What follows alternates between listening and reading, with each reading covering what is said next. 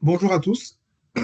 Effectivement, bienvenue à ce webinaire. Donc je me présente déjà, Mike Gay, je travaille au sein de l'ANS et je suis en charge de l'espace de confiance MS Santé, MS Santé qui est justement le sujet qui nous réunit aujourd'hui. Je vais laisser également Pauline se présenter.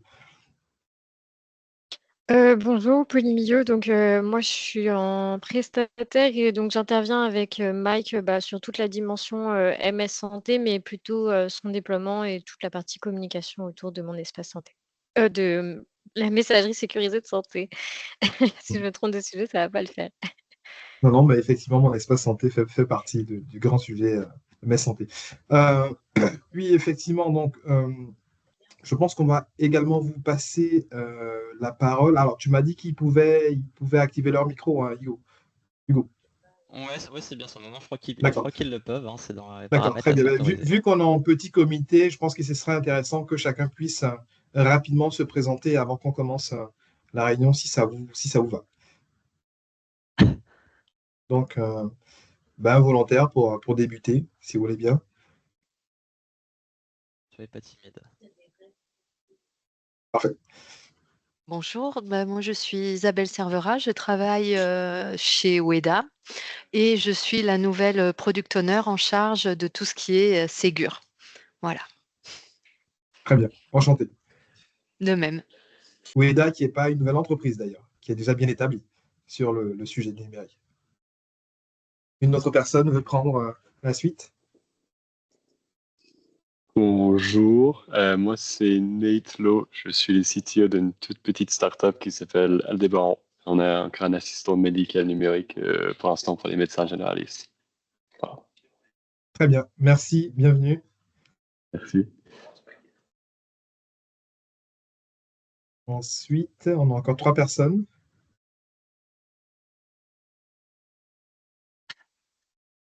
Bon. Ah si, c'est bon. Oui, bonjour. Je ne sais pas si vous m'entendez. Ouais, Oui. je vous entends. Kamal Saidi, Enovacom. Donc, implanté aujourd'hui dans le domaine de la santé, hein, notamment sur différents axes dans la MS Santé, hein, pour lesquels nous sommes opérateurs accrédités. Je suis expert chez Enovacom sur tous les sujets, notamment le Ségur de la vague 2, de la vague 1, et tous les sujets, on va dire, un petit peu stratégiques liés à la PFI, au DMP. Voilà, tous ces sujets-là. Très bien. Enchanté, monsieur Saidi. Effectivement, Innovacom aussi, une structure très présente sur le numérique en santé et particulièrement sur la MS Santé. Comme vous avez dit, vous êtes également opérateur. Nous avons C'est vraiment encore un auditeur libre. Hein. Oui, oui, oui, aussi, oui, effectivement. Euh, Nous avons encore 2 personnes. Alors, moi, j'ai juste. Oui, alors il y a madame. Alors, j'ai madame Julie, j'ai le prénom, j'ai pas le nom en La entier. maison Donc, d'Autier, ouais. oui, Et Monsieur Boet. Je sais pas très si, bien. s'ils sont là aujourd'hui, s'ils sont présents en ce moment. Bon, écoutez, dans ce cas, je vous. Ah, ben si, madame Petit a activé son micro. Oui, oui, oui, je suis là, il n'y a pas de souci, je regarde, je suis curieuse de voir ce qui se passe et ce qui va sortir en fait de cette rencontre, Très bien. dans la mesure où moi je travaille pour un grade au niveau des services socles, et du coup je suis curieuse de voir comment vous allez aborder le sujet. Voilà. D'accord, très bien. Par curiosité, vous travaillez pour quel grade? E-santé Occitanie. L'Occitanie. Très bien. Écoutez, bienvenue.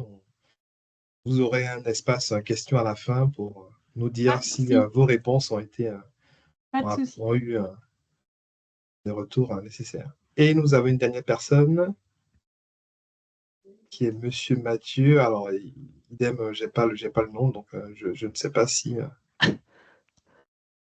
Bon, écoutez, moi je vous propose de commencer et éventuellement, si Monsieur Mathieu veut prendre la parole peut-être plus tard pour se présenter, on pourra lui accorder quelques secondes.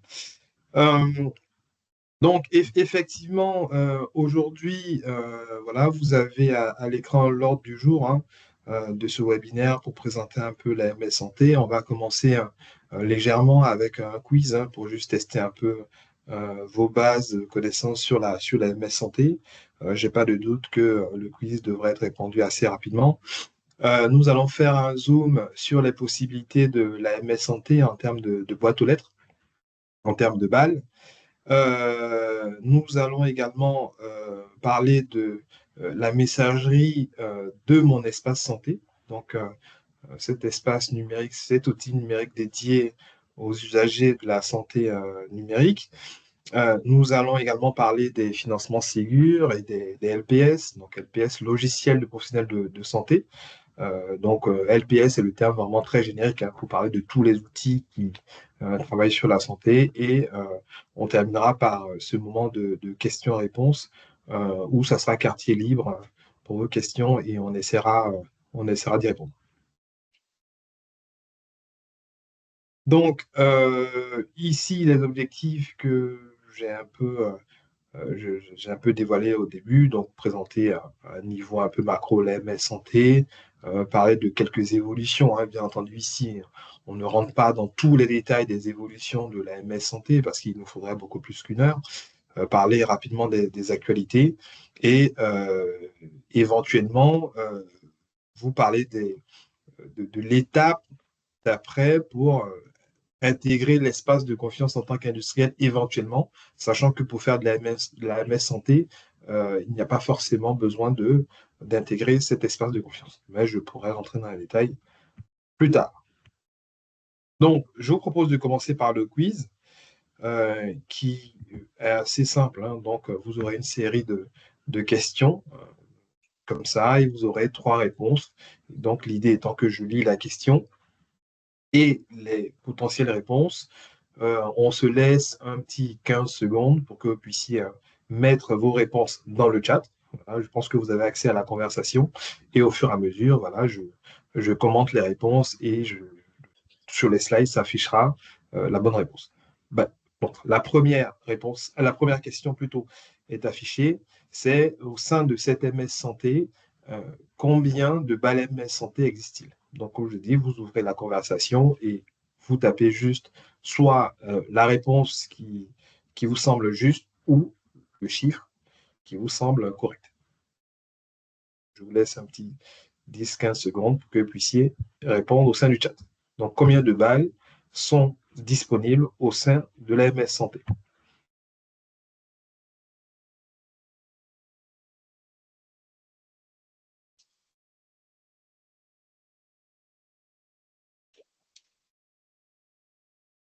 Alors, on a une première réponse qui est en train de se préparer. Donc, je vais laisser encore un petit 5-6 secondes avant de passer à la réponse.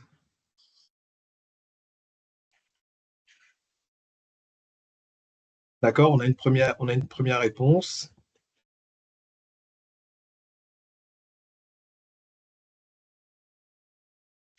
Alors, je vais afficher.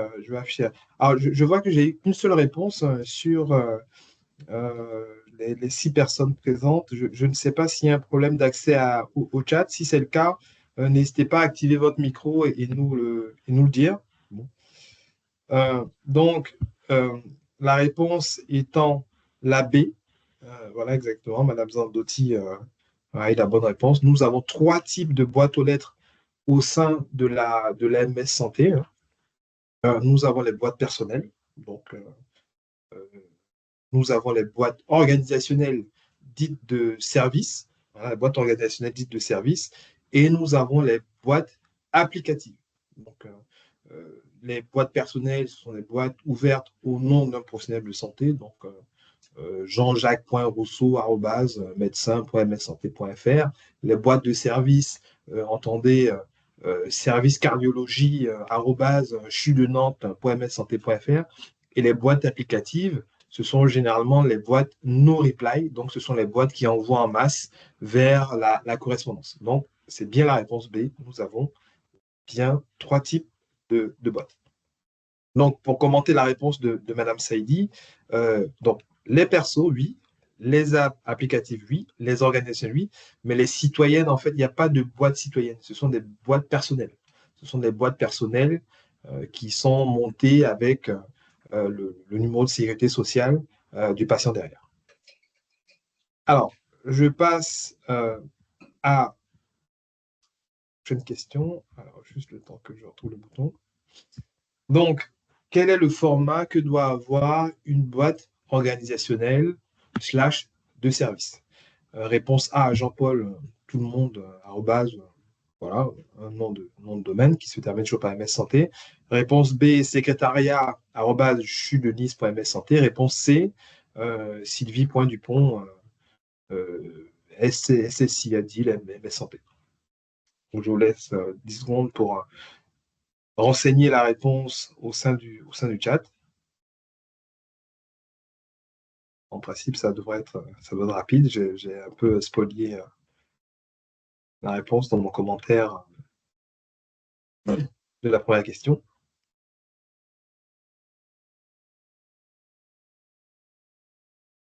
Très bien, merci. J'ai eu plus de réponses ce coup-ci.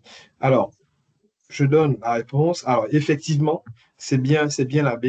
Et cette nomenclature est une exigence portée par les référentiels de la MS Santé, effectivement, les balles organisationnelles ou balles de service. Au niveau du préfixe, on doit avoir un nom, en tout cas, quelque chose qui permet d'identifier le rôle de cette boîte. Donc ici, secrétariat, arobase, bon, je pense qu'il faudra qu'on corrige notre slide. Ça va être secrétariat de cardiologie, secrétariat de neurologie, ce que vous voulez. En tout cas, quelque chose qui puisse identifier que là, on parle d'une boîte de service et pas une boîte qui est liée à une seule personne. Donc, les boîtes de service sont accessibles par plusieurs personnes, bien entendu. Je passe à la question d'après. Par quel biais un patient accède-t-il à la MS Santé? Donc, réponse A, la messagerie santé de mon espace santé. Réponse B, la messagerie des usagers. Réponse C, la messagerie des patients.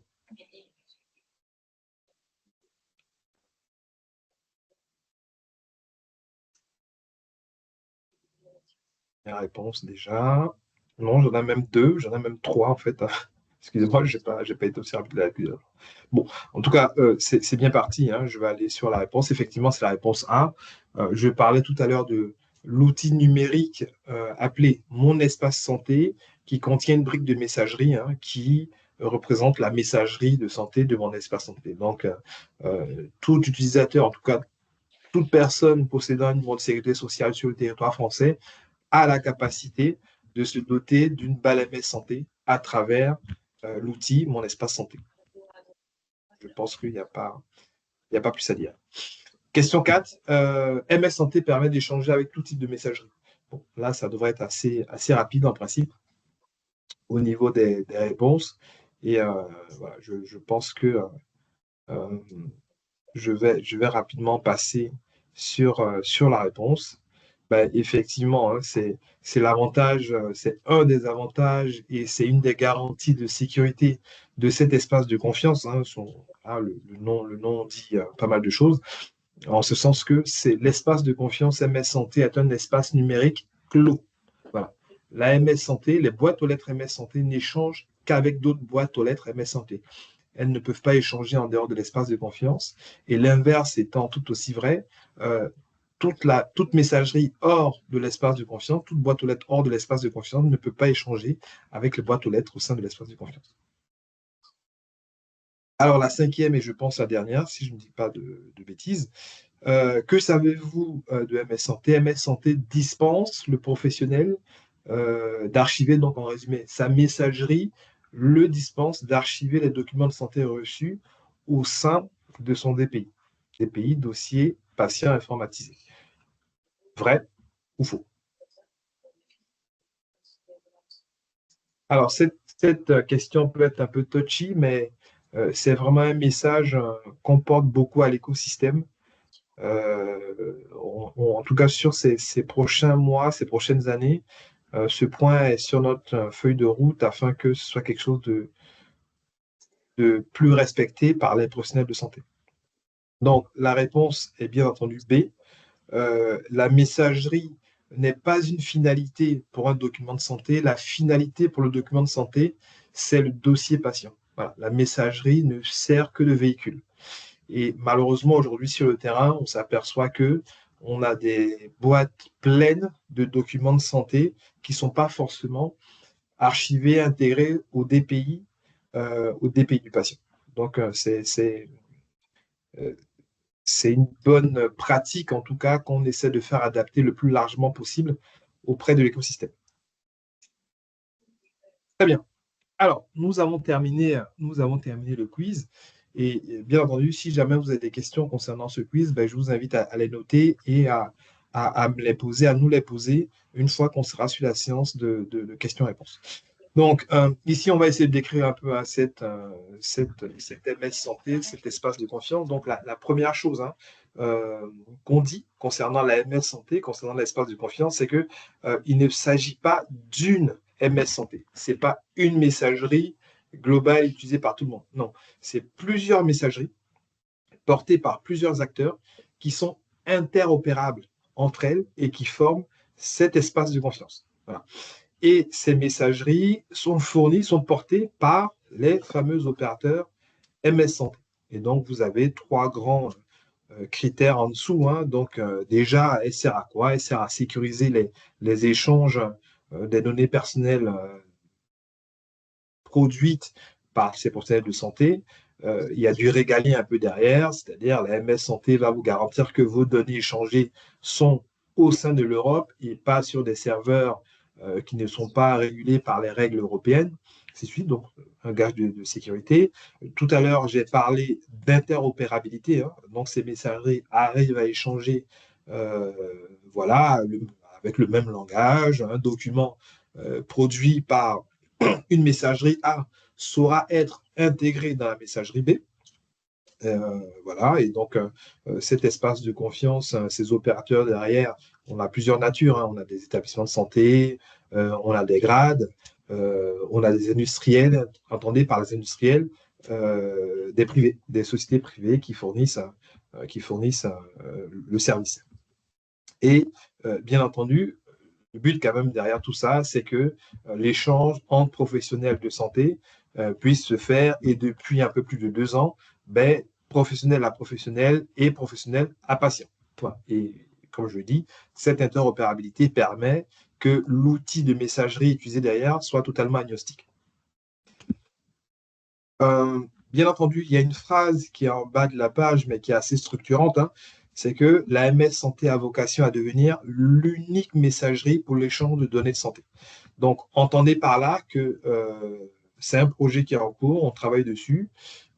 L'idée étant que lorsque ce point va atterrir, donc là on parle de la loi qui va être modifiée en ce sens, c'est que chaque fois qu'on devra échanger de la donnée de santé à caractère personnel, le seul outil qui sera permis pour le faire, ça sera la MS Santé. Donc je vous laisse voir un peu les impacts qu'il y a derrière. Donc, les principes et valeurs ajoutées de la MS Santé, donc on l'a un peu dit au-dessus, c'est déjà que 2 professionnels puissent échanger. Donc ça c'est la base. Bien entendu, que le professionnel A puisse échanger avec le professionnel B et que ce tuyau d'échange soit le même qu'on soit le professionnel A ou qu'on soit le professionnel B. Bien entendu, j'ai dit aussi que les usagers, les patients, ils ont été intégrés il y a à peu près 2 ans. Voilà. Et donc, un patient aujourd'hui, grâce à mon espace santé, a la capacité d'échanger avec son professionnel de santé. Donc, ce que j'appelle échanger, c'est recevoir son ordonnance, c'est recevoir ses bilans sanguins de ses différents examens et échanger sur d'autres termes avec son professionnel de santé. Des avantages aussi de la MS Santé que vous avez en dessous, que je vais citer rapidement. Donc, bien entendu, déjà aujourd'hui, adopter la MS Santé, utiliser la MS Santé permet d'être conforme à la loi, ce qui n'est pas négligeable. Bien entendu, MS Santé n'est pas là pour verrouiller les choses ou forcer à des usages qui ne sont pas là. Non, MS Santé favorise les échanges dématérialisés. MS Santé se conforme, essaie de se rapprocher le mieux possible à l'usage qui est déjà sur le terrain. Alors, bon, bien entendu, si l'usage est d'utiliser Gmail, bon, ça ne rentrera pas dans le cadre de la loi. Mais en tout cas, MS Santé fait ce qu'il faut pour que le professionnel puisse avoir ce gain de temps, ce gain de soins qui est amplement recherché par ces professionnels de santé. Et bien entendu, MS Santé permet de faciliter la coordination pour la prise en charge des patients, différents parcours qui vont avec. Alors, l'espace de confiance, bon, je vais en parler rapidement, je ne vais pas beaucoup traîner sur cette slide, hein. Donc, cet espace de confiance, il est basé sur 3 piliers. Il y aura un schéma plus tard qui va vous présenter un peu tout ça. Ben, l'espace de confiance est défini par ce qu'on appelle une liste blanche. Donc, lorsqu'on est présent sur cette liste blanche, c'est un fichier XML public, hein. Lorsqu'on est présent sur cette liste blanche, on est au sein de l'espace de confiance. Qui est présent sur cette liste blanche? Ben, ce sont ces fameux opérateurs, hein. Ces opérateurs qui rendent le service. Voilà. Mais il y a l'annuaire santé aussi, qui est un pilier de l'espace de confiance. L'annuaire santé contient toutes les boîtes aux lettres MS Santé présentes au sein de cet espace de confiance. Voilà, donc c'est un annuaire, hein, il a cette fonction d'annuaire. Ben, je cherche M. Martin, docteur Martin. Ben, je tape le nom du docteur Martin sur l'annuaire santé. Ben, je vais trouver. Bon, il vaut mieux avoir un peu plus de détails que le docteur Martin, parce que Martin, on aura beaucoup de résultats forcément. Mais voilà, c'est un annuaire qui présente toutes les boîtes MS Santé disponibles au sein de cet espace de confiance. Et bien entendu, les référentiels qui permettent justement la mise en œuvre technico-fonctionnelle pour intégrer cet espace de confiance. À droite, vous avez les acteurs que j'ai déjà cités, hein. Donc, vous avez les opérateurs qui mettent à disposition ce service MS Santé. Ben, vous avez les professionnels de santé qui sont les utilisateurs finaux de ce service mis à disposition. Et vous avez les patients qui sont les nouveaux utilisateurs finaux de cette MS Santé qui est utilisée à travers l'espace de confiance. Le cadre juridique, donc je vais très peu m'attarder dessus. Donc, bien entendu, la MS Santé est régie par le CSP, le Code de la santé publique. Et il y a des articles qui définissent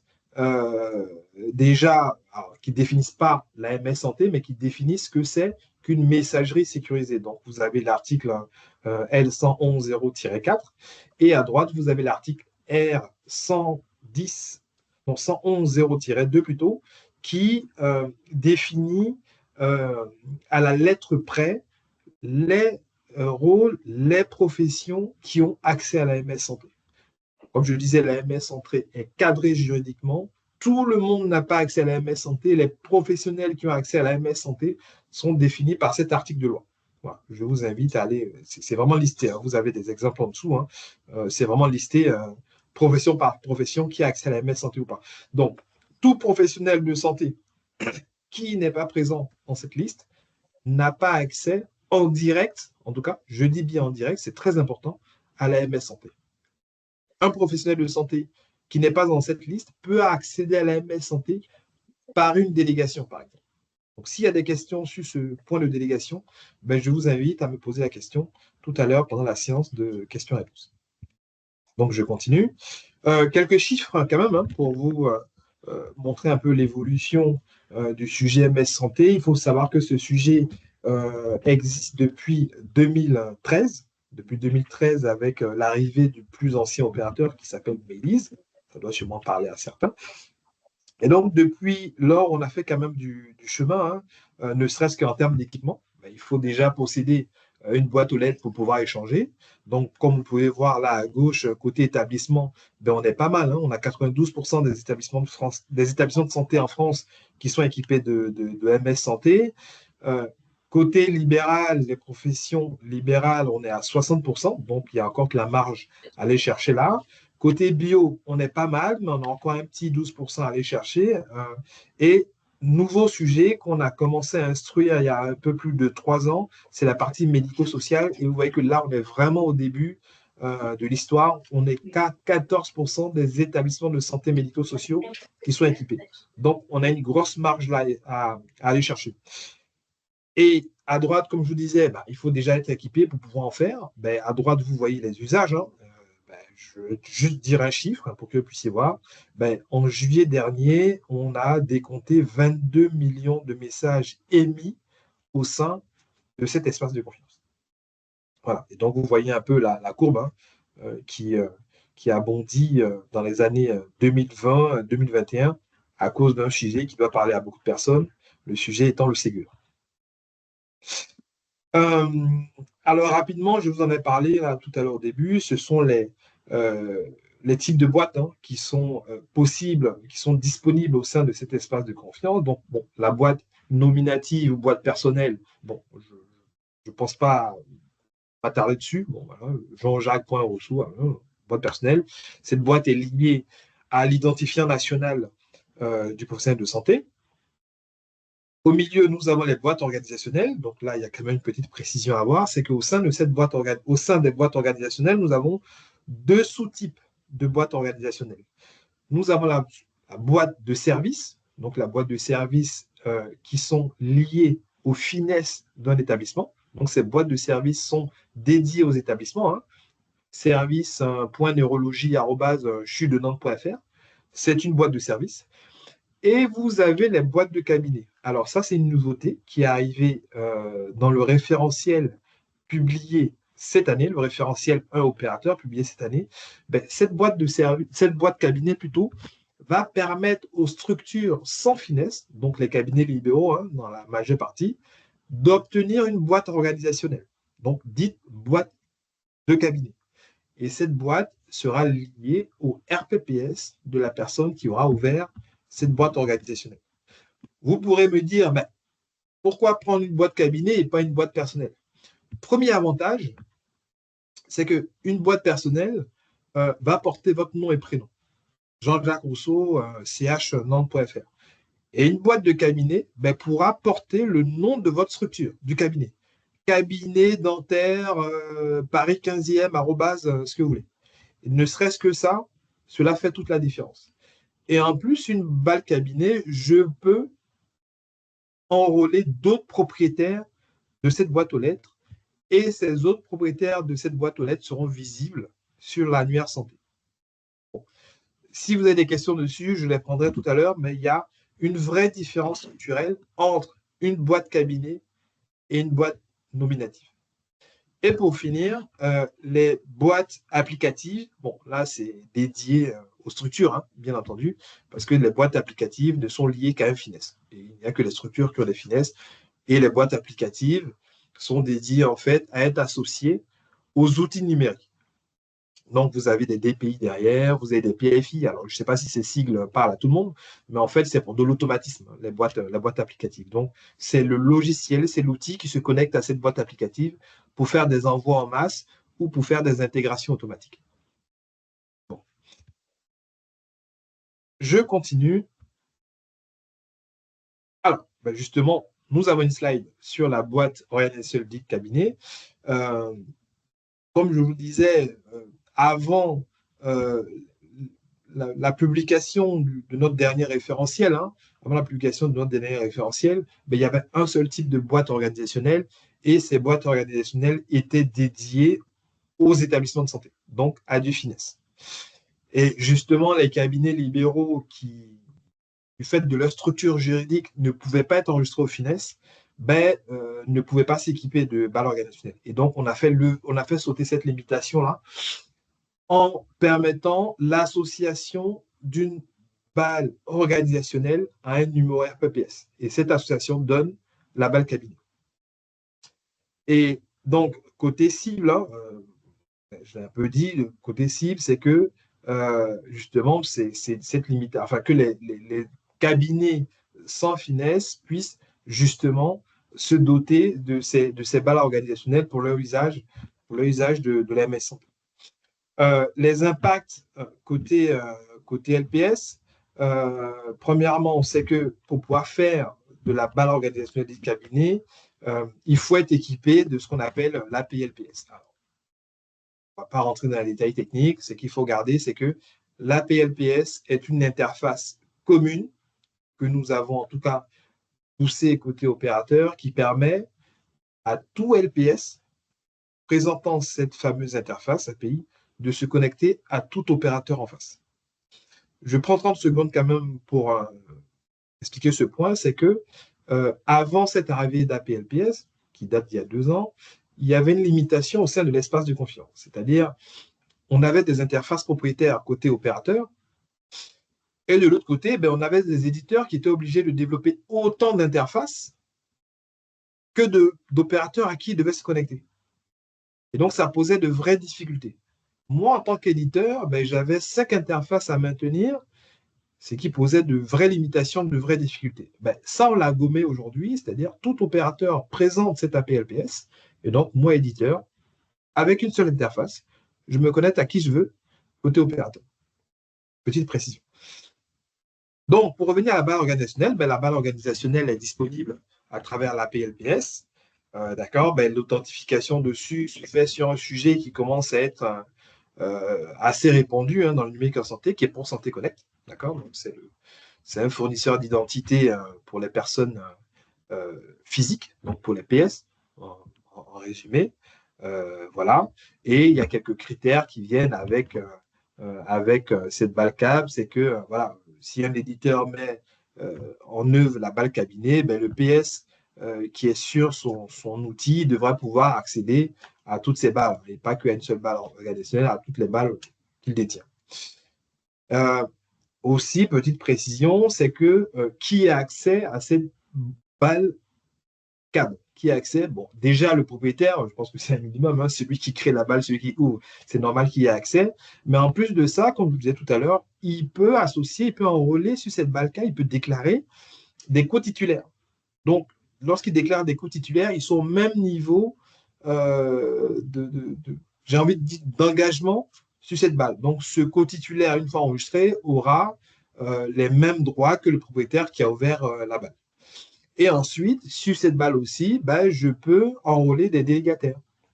Donc, rapidement, et je crois qu'il y a un schéma derrière. Alors, je veux juste vérifier qu'il y a... Alors, il n'y a pas de schéma, malheureusement. Bon, je vais vous le décrire. Imaginez, vous avez un cabinet libéral où vous avez 3 médecins et une secrétaire. Ben voilà, le premier médecin, il va ouvrir cette balle cabinet. Il va renseigner en co-titulaire les 2 autres et il va également ouvrir une délégation d'accès à cette balle à la secrétaire qui travaille pour tout le monde. Voilà, c'est un schéma un peu rapide. Alors, je continue. Deuxième point, voilà, je vous ai parlé de délégation d'accès. Je vous ai dit, voilà, j'ouvre une balle CAB, je crée des co-titulaires et la secrétaire, par contre, je lui donne une délégation. Voilà, c'est un point assez structurant, c'est-à-dire lorsque j'ai une délégation, je n'ai pas le niveau d'un titulaire, mais je peux accéder à la balle, je peux consulter les messages, je peux en envoyer. Donc, c'est quelque chose aussi qu'on a fait évoluer avec notre dernier référentiel. On l'a vu que sur le terrain, les fonctions de délégation existaient déjà sur le terrain, mais elles n'étaient pas toutes au même niveau. Voilà, elles n'étaient pas toutes au même niveau, pas conformes aux nos exigences de sécurité. Donc, qu'est-ce qu'on a fait? On a cadré le sujet de la délégation au sein de cet écosystème-là. Vous allez voir que ce sont des sujets qui vont vous revenir, balle câble, délégation, tout ça.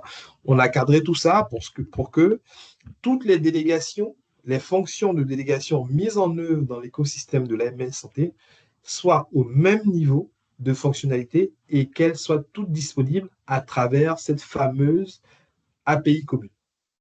Parce que pour vous, éditeurs, en tout cas si on a des éditeurs autour de la table, s'il faut adapter chaque fonction de délégation que vous mettez en place dans votre logiciel aux différents opérateurs à qui vous vous connectez, ben, ce serait assez compliqué, ce serait un grand bazar. Donc, on a cadré tout ça. Une seule manière de faire la délégation, quand je dis une seule manière, il y a des fonctionnalités, il y a des niveaux différents à l'intérieur, quand même. On n'a pas tout. Enfin, on n'oblige pas tout, on laisse quand même un espace pour vos ingénieries commerciales et techniques, mais toutes les délégations doivent passer à travers l'API LPS. Et donc, les impacts côté LPS, ben voilà, à minima, on vous dit que en libéral, en tout cas, lorsque vous mettez en place la délégation, qui doit pouvoir inclure, bien entendu, des secrétaires, des assistantes médicales et tout, enfin, vos délégations doivent pouvoir inclure les secrétaires, les assistants médicaux et tout professionnel habilité. Il faut pouvoir le mettre, bien entendu, à travers l'outil proposé par son opérateur. Qui sera quoi? Qui sera l'API LPS. En établissement, on a moins couvert ce sujet-là parce que côté établissement, il y a un sujet sur lequel notre interface API LPS repose, qui est ProSanté Connect. Mais ProSanté Connect est très peu généralisé, très peu répandu en établissement de santé. Donc l'API LPS et les fonctions de délégation sont vraiment pour le monde libéral. Donc, je continue. Bon, là, rapidement, ce sont des supports de formation sur les différents... bien entendu, on va vous communiquer le support tout à l'heure. Donc, vous avez des liens qui sont inclus dans ces pages-là. Donc, tout ce que j'ai... Les commentaires que j'ai posés, toutes les infos, vous pourrez les retrouver au sein de ces de ces différents supports de formation pour aller un peu plus loin sur ces différents sujets. Alors, la question. Ok, très bien, j'ai compris que oui, la MS Santé, c'est bien, c'est génial. Lorsque je fais de la MS Santé, je respecte la loi, ça permet de booster mes usages. Voilà, j'ai des besoins qui sont également couverts. Bon, très bien, je vais en faire maintenant. Donc, comment faire de la MS Santé? Bon, je vous ai parlé des opérateurs, je vous ai parlé des éditeurs, je vous ai parlé des grades et tout ça. Et donc, du coup, c'est bien, j'ai une idée, mais voilà. Ah, j'ai un message qui m'arrive qui me dit on est toujours sur la même slide. Alors, attendez, j'essaie de comprendre parce que moi, je suis. C'est un message qui date d'il y a 11 minutes. Je pense que voilà. Ah, d'accord, Ça a bougé depuis. je le vois à peine parce qu'en plus, mon Teams, il a petit cligné, décalage. donc je pensais que le message venait d'arriver. Autant pour moi. Pas de Merci. souci, Mike. Très bien. Donc, là, en fait, vous avez le schéma de l'espace de confiance et l'interaction avec les éditeurs. Donc, je vous disais que l'espace de confiance était composé des différents opérateurs. Hein. Voilà, des différents opérateurs. Donc, c'est le schéma que vous avez à droite, donc ce rond-là. Autour, vous avez les opérateurs. En haut à droite, en bleu, vous avez les établissements de santé, hein, qui sont des opérateurs en leur nom propre. En haut à gauche, vous avez les régions, les ARS, les grades. À gauche, vous avez l'opérateur Mélise, qui est l'opérateur opéré par l'ANS. Donc, cet opérateur, il est chez nous. En bas à gauche, vous avez les industriels. Voilà, ben, on en a quelques-uns autour de la table. Hein. Et à droite, vous avez l'opérateur Mon Espace Santé qui fournit les balles, aux citoyens. Voilà. Et au sein du rond, vous avez les 3 critères, la liste blanche, l'annuaire et le référentiel. Bon. Voilà comment est structuré l'espace de confiance. Donc, les messages MS Santé circulent au sein de ce rond-là. N'empêche, ces opérateurs qui forment l'espace de confiance présentent des interfaces en dehors de cet espace de confiance. Et là, on arrive sur le côté gauche. Et donc, le côté gauche, c'est quoi? Le côté gauche, ce sont les fameux outils métiers. Ce sont les fameux LPS, logiciels de personnel de santé. Et donc, ces LPS se connectent aux interfaces de ces opérateurs à droite pour pouvoir consulter les boîtes aux lettres et envoyer aussi des messages. Donc, sur le rond de gauche, vous voyez en haut, vous avez un professionnel qui est derrière son logiciel, voilà, et donc qui éventuellement envoie un message à son confrère, donc au sein de son logiciel, tape un message à Jean.Martin, ben voilà, donc son logiciel se connecte à l'interface, vous voyez, fil là qui passe entre le professionnel et Mélise, par exemple. Sur cette fameuse interface commune, ben voilà, il envoie un message à Mélise au nom de Jean-Martin. Ben Mélise va chercher l'opérateur de Jean-Martin et Mélise va délivrer le message à l'opérateur de Jean-Martin et l'opérateur de Jean-Martin va délivrer le message dans l'outil métier de Jean-Martin. Donc voilà comment cette messagère vraiment très macro, comment ces messages MS Santé circulent au sein de l'espace de confiance. Vous verrez aussi à gauche qu'on a un référentiel dans ce rond de gauche qui est à gauche qui s'appelle le référentiel 2. Donc, les éditeurs de logiciels doivent se conformer à ce référentiel lorsqu'ils veulent faire de la messagerie. Voilà. Donc, on a 2 référentiels, effectivement. Le référentiel 1 qui est pour le rond de droite, pour les opérateurs. On a le référentiel 2 qui est pour le rond de gauche, pour les éditeurs. Et il faut savoir qu'il n'y a pas que des référentiels, mais on a également des environnements pour vous accompagner dans le développement de vos briques de messagerie. Donc, ici, c'est un focus sur les référentiels dont je vous parlais tout à l'heure. Ben, ça, c'est lorsqu'on veut devenir opérateur. Par exemple, on a le référentiel 1, voilà, le référentiel 1 qui permet de mettre en place ces fameuses exigences technico-fonctionnelles qui, aujourd'hui, dans sa version 1.6, publiée en mars dernier. Voilà. La slide vous rappelle encore que les opérateurs, on a différents types, les établissements de santé, les industriels, les grades. Voilà, ils peuvent tous communiquer entre eux. Ça, c'est le fameux espace de confiance. Au sein de l'espace de confiance, la communication, c'est quoi? C'est envoyer, recevoir des messages.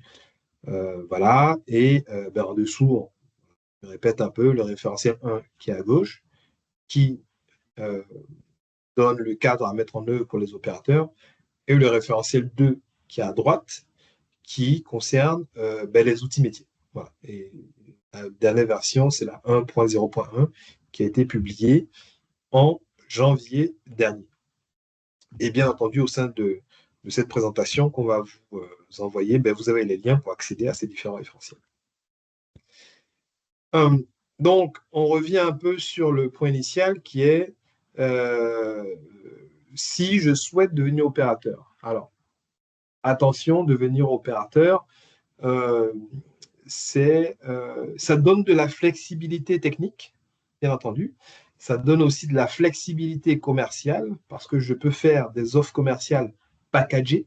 Entendez par là que j'ai mon outil métier sur mon périmètre et au sein de cet outil métier, je peux intégrer des boîtes aux lettres MS Santé aussi. C'est cette fameuse flexibilité packagée dont je parle. La flexibilité technique, c'est de pouvoir maîtriser les environnements et les tenants et aboutissants de A à Z. J'ai l'outil qui est packagé avec l'opérateur derrière, effectivement, mais il y a une certaine responsabilité aussi qui va vous incomber en ce sens que il y a un référentiel à suivre, il y a de la veille à faire et il y a de la mise en conformité qu'il faudra faire aussi. Donc, les différents cas sont là. Je vais essayer de les commenter rapidement. Donc, mettre en œuvre sa propre solution, c'est-à-dire je développe tout de bout en bout. Surtout le fameux connecteur MS Santé. Alors, pour vous parler du connecteur MS Santé, il faut que je revienne sur cette slide-là. Donc, vous voyez ce fameux rond à droite, le fameux rond de l'espace de confiance, d'accord, avec les petits modules, les petits serveurs, là, ça, c'est le fameux connecteur MS Santé qui permet justement d'intégrer ce fameux cercle d'espace de confiance. Donc, ce connecteur-là, c'est vraiment le point structurant pour un opérateur. Derrière, c'est de la messagerie. On connaît tous de la messagerie, on a tous de la messagerie aujourd'hui. Mais le point structurant, c'est vraiment ce connecteur-là qui permet de faire de la MS Santé. Donc, je reviens sur cette slide. Donc, je développe moi ma propre solution. J'ai mes équipes qui développent la solution. Voilà, très bien. Donc, je suis un opérateur. Je vais signer un contrat avec l'ANS pour devenir opérateur. Je vais développer ma propre solution. Je vais faire des tests, tout ça. Et quand je suis à niveau, voilà, j'intègre l'espace de confiance et je commence à faire de la MS Santé. Deuxièmement, je peux avoir la structure de messagerie. Donc, voilà, les serveurs, tout ce qu'il faut et tout. Alors, je vois plutôt, excusez-moi, je vois qu'il manque juste un point. Oui, il manque juste un point. Écoutez, j'en parlerai pas là, je pourrais préciser ça lorsqu'on sera dans les questions-réponses. Bon. Premièrement, je développe moi-même ma solution, donc ça c'est le premier point. Deuxièmement, bien entendu, je peux sous-traiter aussi le service de messagerie à un autre opérateur existant.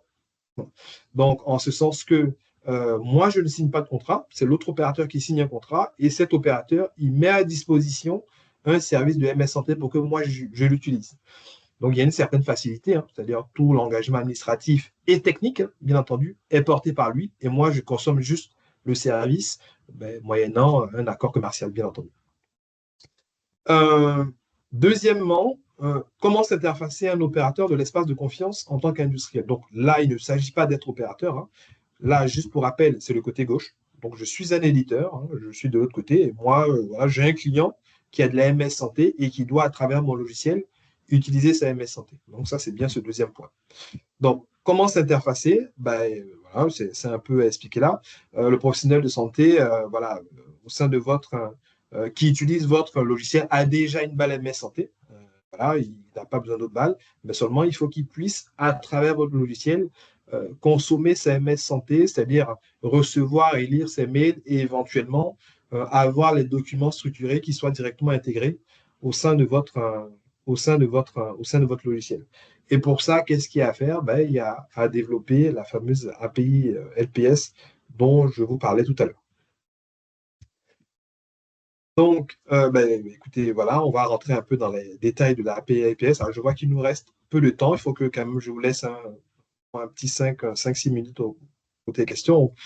Là, je vais aller rapidement dessus parce que j'en ai parlé. Quel est l'objectif de l'API LPS? C'est de pouvoir s'interfacer sans complexité entre logiciel et opérateur. D'accord? Pas qu'il y ait des interfaces propriétaires qui obligent à aller sur plusieurs axes différents.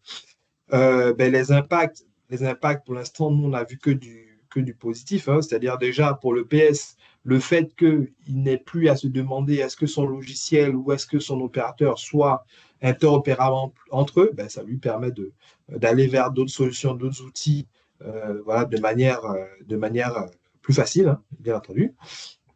Donc, l'APLPS est décrite dans les différents référentiels que je vous ai précisés, donc le 1 et le 2. Et cette APLPS, on a commencé à la déployer d'abord côté opérateur, donc le côté droite du schéma. Il fallait que d'abord, l'APLPS soit développée.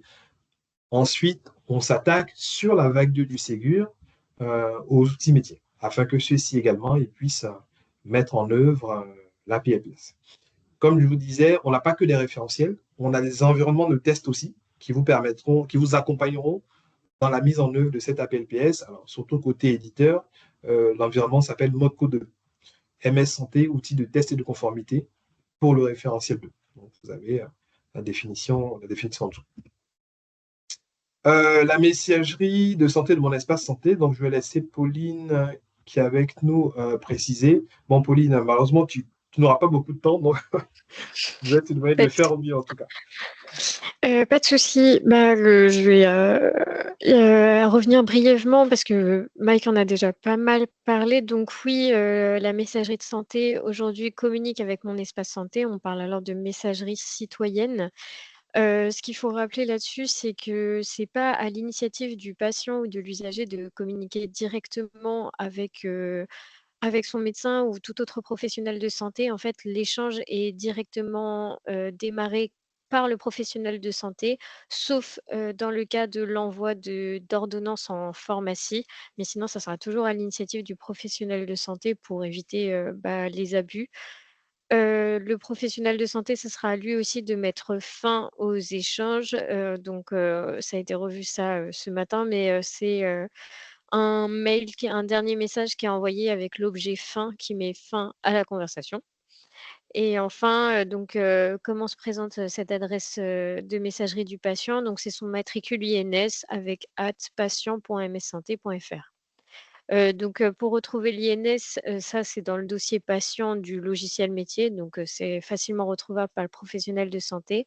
Sinon, il y a le téléservice INSI, qui peut être interconnecté avec son logiciel ou pas.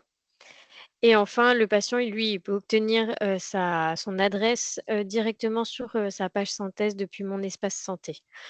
S'il y a besoin de plus d'informations là-dessus, tout est disponible sur la doc technique sur le site mssanté.fr. Et sinon, si vous voulez plus d'infos, il y en a aussi sur le site e-santé.gouv du côté Mon Espace Santé. Voilà. Parfait. Ben, merci Pauline. Ben, écoute, tu as été beaucoup plus rapide que moi en tout cas. Alors, je vous propose de continuer rapidement pour qu'on puisse arriver à aux questions et réponses. Donc, les financements Ségur. Donc, rapidement, hein, le Ségur est arrivé depuis 2020. Hein. Ça a beaucoup boosté les usages, en tout cas. Côté MS Santé aussi, le déploiement. Et donc, les grands objectifs du Ségur, la généralisation partage de données de santé, hein, et que ce partage se fasse de manière fluide et facile. L'amélioration de l'interopérabilité, je vous parlais de l'APLPS tout à l'heure, là on est totalement dans le cœur du sujet, hein, ça a été financé. Le partage des bonnes pratiques aussi auprès des professionnels de santé, pas que, auprès des logiciels métiers aussi, hein, forcément. Bien entendu, accompagner le déploiement de logiciels conformes. Donc, on a financé en vague 1 un bon nombre de logiciels qui étaient conformes à nos référentiels, qui ensuite a été déployé auprès des utilisateurs finaux et accélérer la feuille du numérique en santé, bien entendu. Donc, rapidement, les objectifs de la vague 1 Ségur. Donc, comme je vous disais, c'était la vague 1 Ségur, le Ségur a commencé en 2020, la vague 1 s'est terminée en 2023. Et derrière, les objectifs, c'était de financer les logiciels, donc les mettre à un certain niveau pour qu'ils puissent arriver à la main des utilisateurs finaux. Et donc, au sein de ces Ségur, il y a plusieurs couloirs. Là, c'est quelques exemples qui sont cités, mais il y en a beaucoup plus. Et ici, les objectifs de la vague de Ségur qui démarre en escalier. Là, on a deux couloirs qui ont déjà démarré. Il y a le couloir DPI, PFI. Il y a le couloir aussi télésurveillance télésurveillance qui a commencé. Donc, la vague 2, c'est capitaliser sur ce qui s'est passé en vague 1, bien entendu. Et côté MS Santé, c'est surtout intégrer l'APLPS au sein des logiciels métiers. Les opérateurs ont déjà intégré l'APLPS, mais il reste juste l'autre bout, qui sont les outils métiers. Donc, côté actualité, je vais vous laisser consulter cette slide une fois qu'on vous aura donné le document pour qu'on puisse avoir un petit 5 minutes de questions et de réponses. Et donc, je vais m'arrêter là pour la présentation et écoutez, on va prendre vos questions s'il y en a, et j'espère qu'il y en a, pour essayer de préciser un peu les choses. Donc, la parole est à vous.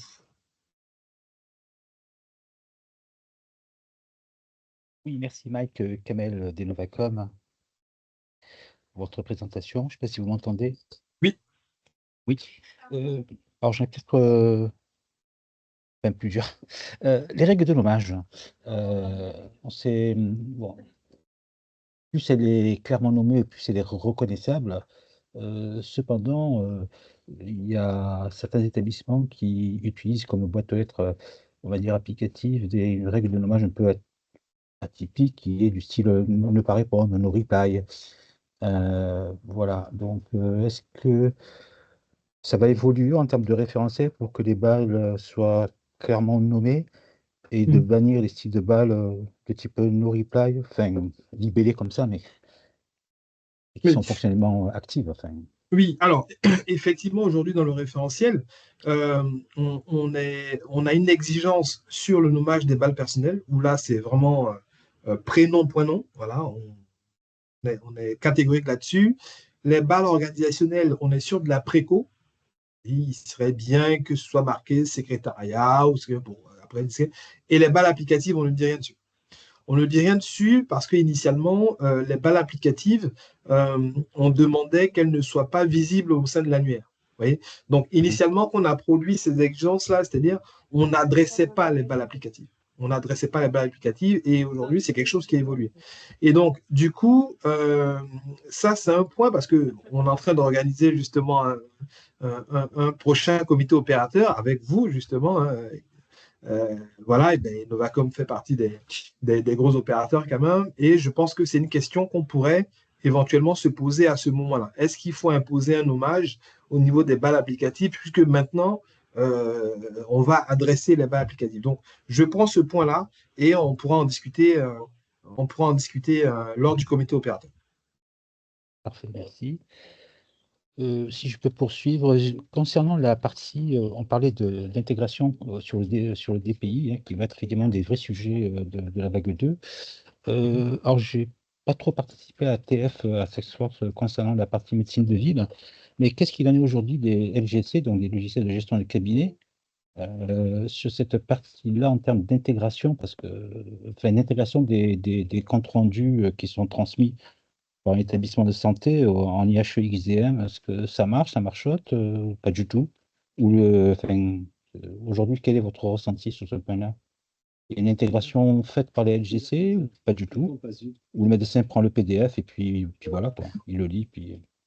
Ah, la réponse, bon, alors, déjà là, c'est vrai que je dirais que le lieu n'est pas super bien choisi, mais la réponse n'est pas claire. La réponse n'est pas claire en ce sens qu'il y a des irritants sur cette partie d'intégration des documents structurés, et pas qu'en LGC, hein, dans tout l'écosystème, en hôpital, en libéral.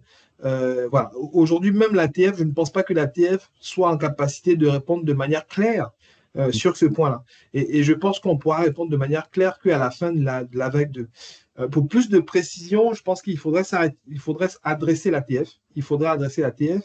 Mais nous, de notre côté, ce qu'on est en train de faire, on travaille plutôt sur le côté support. On travaille là en seulement sur un outil, on espère qu'il va voir le jour pour pouvoir rapidement qualifier le document qui est véhiculé, qui va permettre d'identifier le logiciel en cause. Parce que c'est ça notre plus, c'est ce qui est chronophage, c'est arriver à identifier le logiciel qui est en cause. Lorsqu'on a une remontée de problématiques d'intégration, pour arriver à identifier le logiciel, il nous faut à minima 1 mois. C'est-à-dire pouvoir réunir les acteurs, faire des tests, machin et tout. Et donc, nous, pour gagner ne serait-ce que ce temps-là, on va avoir un outil qui va pouvoir qualifier rapidement le document qui circule. Donc, je n'ai pas de réponse claire, mais pour avoir un peu plus de précision, il faudrait se rapprocher de l'ATF médecine de ville qui pourra te donner des précisions sur un état un peu plus clair de ce sujet-là. Bon, je peux continuer ou j'avais quelques autres questions? Alors, juste avant de te redonner la parole, je ne sais pas si d'autres personnes ont des questions, comme ça à la limite on pourra, comme il ne reste vraiment pas beaucoup de temps, s'il n'y a pas d'autres questions, on pourra te laisser continuer éventuellement. Bon, je pense qu'il n'y a pas d'autres questions. Je vois qu'Isabelle est en train d'écrire dans le chat. Peut-être qu'elle a une question. Ah non, c'est juste pour dire qu'elle nous quitte. Bon, très bien, ça verra, je vous dis à bientôt. Écoute, je te laisse la parole alors, je te laisse poser ta question.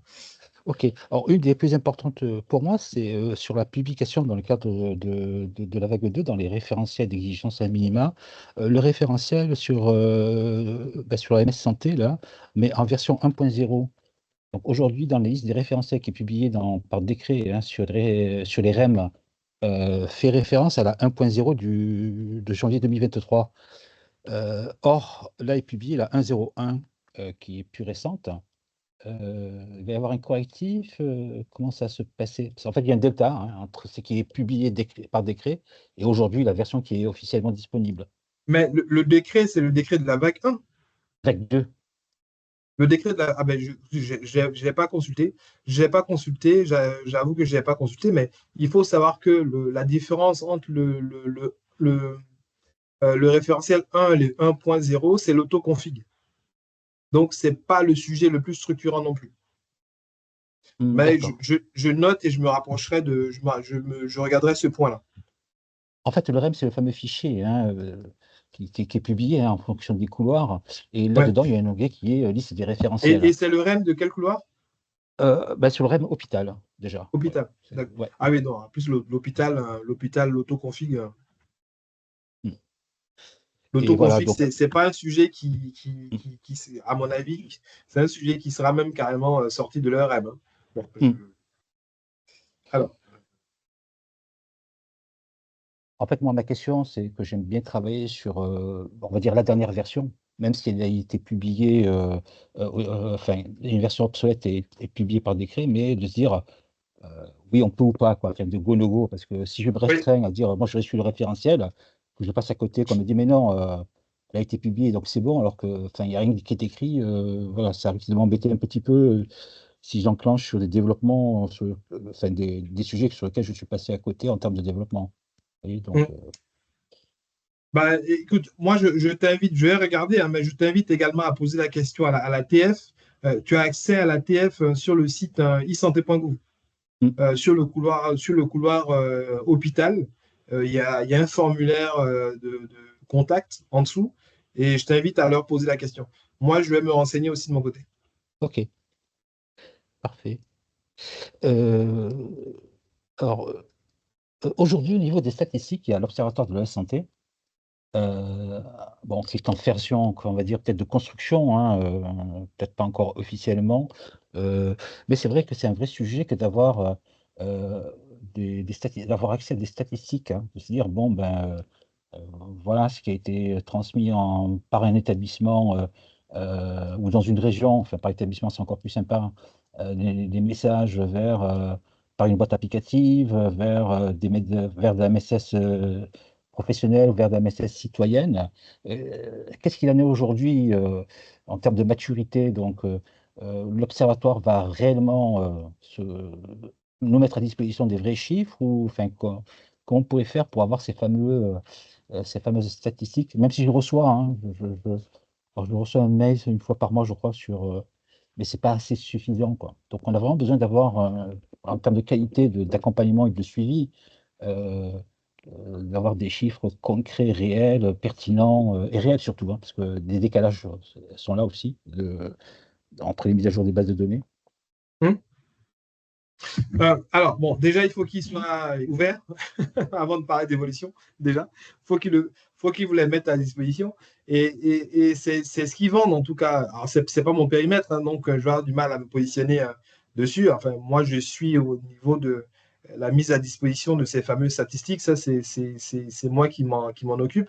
Mais après, la modélisation et le rendu, c'est pas trop moi, mais je sais que leur idée est qu'une fois mis en œuvre, qu'il y ait des entrants de besoins, d'accord, de besoins de présentation de rendu pour qu'ils puissent s'adapter. Donc, aujourd'hui, malheureusement, tu n'as pas le bon interlocuteur devant toi pour te répondre à ta question. Mais c'est comme ça que ça nous est vendu, c'est que ce soit quelque chose qui soit déjà plus flexible que ce qui a été, que ce qui existe, c'est-à-dire ce fameux fichier Excel, machin, tout ça, et que ça puisse évoluer en fonction des besoins du terrain. Bon, malheureusement, je ne pourrais pas en dire plus. Parce que je ne suis pas du tout sur ce sujet-là, malheureusement. D'accord. Bon. Alors, je vois qu'il est 15h05. Déjà, bon, on a dépassé un peu le temps. Si tu as des questions concernant les indicateurs, il y a une adresse pour ça. C'est indicateur@isanté.gouv.fr. Tu pourras éventuellement poser les questions concernant l'observatoire parce que tu as les mêmes équipes projet d'ailleurs. Voilà. Indicateur au singulier? Indicateur au pluriel. Au pluriel, ok. Voilà. Écoutez, merci en tout cas. C'est bon, on a des personnes qui sont déjà parties, mais je remercie ceux qui sont encore là. Hugo, je te rends la parole. Merci. Écoutez, pour ceux qui restent, en effet, on n'a plus trop beaucoup. Merci d'avoir été là. N'hésitez pas donc à remplir le questionnaire de satisfaction qui se trouve alors à l'écran, dont le lien se trouve à l'écran, et également dans le chat. Ça permet de nous améliorer dans ces types de travail. Et puis écoutez, merci quand même aux présentateurs, à Mike et puis à Pauline, qui ont pris du temps pour ça et pour vous. Donc merci à eux. Merci à vous pour votre présence. Et puis écoutez, je pense qu'on peut s'arrêter là. Merci. Merci. À très bientôt. Merci à tous. Au revoir. Bon après-midi.